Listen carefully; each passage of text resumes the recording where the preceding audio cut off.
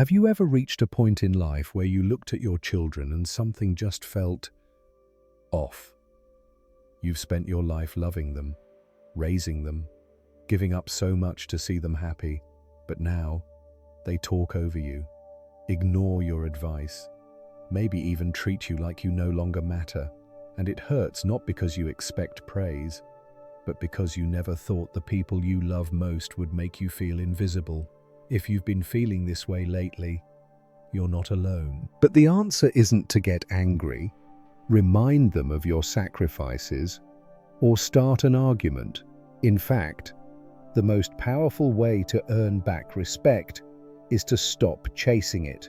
In today's video, I'll show you 6 simple, powerful shifts that can help you rebuild the respect your children may have forgotten to show. These strategies won't just change how they treat you, they'll change how you feel about yourself. So stay with me until the end. And if you find this helpful, don't forget to like the video, subscribe to the channel, and drop a comment below to share your thoughts. Your voice matters here. Let's begin. Action 1. Stop seeking their approval. One of the most common mistakes parents make as they grow older is trying too hard to stay liked.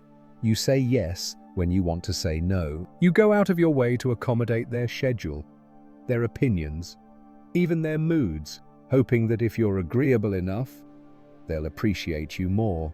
But here's the hard truth.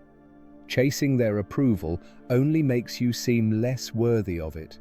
When you always bend, always give in, always stay quiet for the sake of peace, you're silently teaching them that your needs come second. Respect isn't earned by shrinking yourself. It's earned by standing tall in your truth. I once knew a woman named Margaret. She was strong and outspoken when she was younger, but as her children grew up, she began to fade into the background. She let them make all the decisions, changed her routine to fit theirs, stayed silent when they dismissed her voice. She thought she was keeping the family together, but in doing so, she was slowly disappearing. Her children didn't mean to lose respect for her, but over time, they stopped seeing her as someone with a voice of her own. And that's where the shift begins, not with confrontation, but with clarity. You don't need to prove yourself or ask for permission to be respected. You need to respect yourself first by setting limits, by saying what you mean, and by not being afraid to say no when necessary. When you stop chasing approval, you start commanding respect. Action 2. Don't argue. Lead by example. When your children interrupt you, dismiss your thoughts, or speak to you in a tone that stings, it's only natural to want to push back. You want to remind them who raised them. You want them to understand how much you've done. But here's something that may surprise you. Arguing doesn't earn respect. It only proves that they've pulled you into their emotional game. Think about it. Has anyone ever truly respected you more because you argued harder? Real respect comes not from what you say, but how you carry yourself when you're being tested, when you respond to disrespect with calm confidence. You send a message far stronger than any lecture could deliver. Let me tell you about a man named Frank. He was a retired school teacher, smart, steady, respected in his career, but at home, his adult children treated him like an old man stuck in the past. They talked over him, rolled their eyes, ignored his advice. At first, he argued back. He tried to reassert his role, to prove he still mattered, but it only pushed them further away.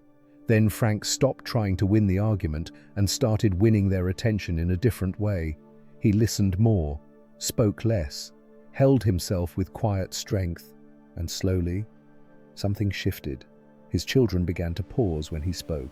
They began to listen, not because he demanded it, but because he modeled it. You don't need to raise your voice to be heard. You need to raise your standards for how you respond. When you carry yourself with dignity, especially in the face of disrespect, you remind your children not just of who you are, but of who you've always been. Action 3. Withdraw your emotional dependence. This one may be the hardest of all, because as parents, your heart is naturally tied to your children. You want to feel close to them. You want them to call, to visit, to care. But when your sense of self-worth depends on their attention, you give them quiet control over your happiness. And when people feel that kind of pressure, even your own children, they often pull away. Not because they don't love you, but because they feel overwhelmed, like they're responsible for how you feel.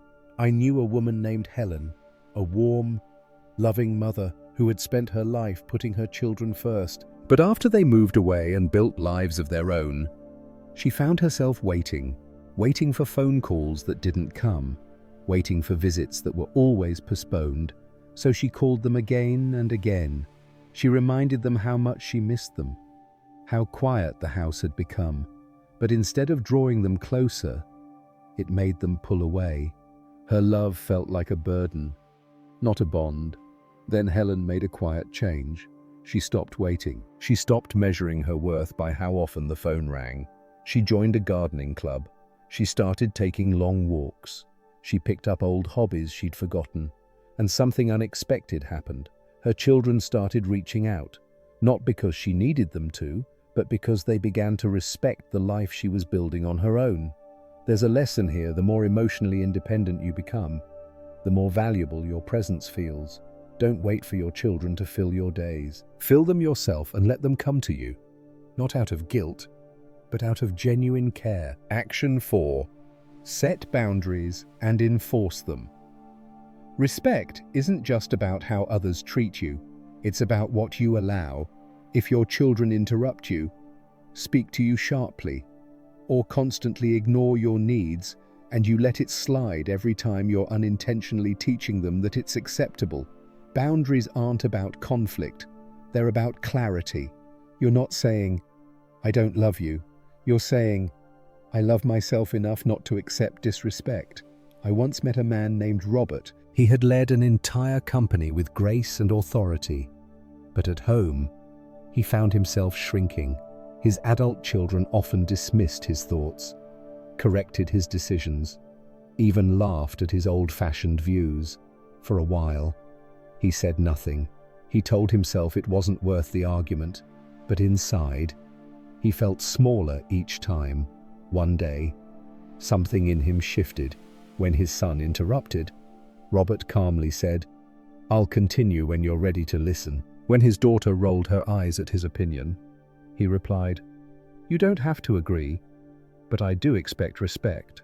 At first, they pushed back, but Robert didn't yell. He didn't withdraw. He simply held the line with calm, consistent strength, and slowly, the tone changed. His children began to pause before speaking. They saw that their father hadn't disappeared. He had simply been too quiet for too long. When you set boundaries, you teach others how to treat you. And when you enforce them with calm firmness, you teach them to take you seriously. Respect grows where self-respect is clearly seen. Action 5. Stop giving without appreciation. Parents are givers by nature. You give your time, your energy, your support, even when you're tired, even when it's not acknowledged. But when you keep giving to people who don't show gratitude, you're not building love, you're building entitlement. The truth is, the more you give without being appreciated, the more others begin to expect it, not respect it. Let me tell you about George, a generous father who never said no when his children needed money. He helped when they needed a babysitter, a ride, a last-minute favor. He was there, always available, always giving. But when he needed help, just a simple ride to a doctor's appointment, they were too busy. That moment opened his eyes. So George decided to make a change. He stopped offering help unless it was asked for. He started saying no when he needed rest or time for himself. At first, his children didn't like it. They were used to the endless yes, but over time, they began to understand his kindness was a gift, not a given. And once they saw that it had limits, they began to value it more. If your children overlook your efforts or act entitled to your time and energy, it's okay to pause. It's okay to ask yourself, what am I giving? And what am I receiving in return? When your generosity becomes conditional on mutual respect, it gains back its true meaning, and those who truly care will notice the difference. Action 6. Build a life outside of them. For many parents, especially later in life, it's easy to make your children the center of everything. You follow their schedules, you wait for their calls, you adjust your days around their lives. But here's the difficult truth. If they feel like your whole world depends on them, it can make them pull away. Not because they don't love you, but because they feel the weight of your expectations. People, even those closest to us, respect those who have their own sense of purpose, who live fully, not just wait to be included. I knew a woman named Eleanor, a widow in her 70s. After her husband passed, she turned all her attention to her grown children. She called every day. She gave advice they didn't ask for. She waited for them to fill the space left in her life, but they started calling less. Their visits grew shorter, and she began to feel more alone than ever. Then Eleanor made a quiet but powerful shift. She joined a book club. She started volunteering at a community center. She planned weekend trips with friends. She stopped waiting and started living. And gradually, her children came back. Not out of guilt, but out of curiosity. They wanted to know what she was up to. They admired her independence. They saw her not just as mom, but as a woman with a life of her own. And that's when the respect returned. If your children don't respect you, ask yourself, do they see you as someone who is living or someone who is waiting? Because the moment you stop centering your world around them is often the moment they begin to see your worth again. Maybe as you've been listening, a quiet truth has started to settle in. Regaining your children's respect isn't about lectures or guilt or reminding them of all your sacrifices. It's about coming home to yourself, because the moment you stop chasing respect is often the moment it finds its way back to you, not through conflict, but through presence, through calm, through quiet strength. You begin by respecting yourself again. You begin by setting boundaries, not with anger, but with dignity. You begin by no longer giving to those who take you for granted. And most of all, you begin by living a life that feels full, even without their constant attention. None of this means you love them any less. In fact, it means you love them wisely. You give them space to grow and give yourself space to breathe. When your children see that you're no longer waiting to be noticed, they'll start noticing. When they feel that you don't need their validation to stand tall, they'll begin to stand beside you differently. It may not happen overnight, but the shift begins with you and the power of that shift.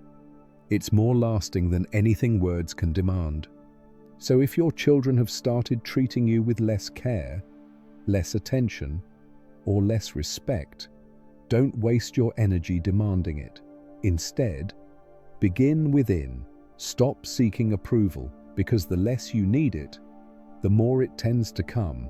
Lead by example, because how you carry yourself speaks louder than anything you say. Let go of emotional dependence, because your happiness should never rest in someone else's hands. Set clear boundaries, because respect begins where clarity lives.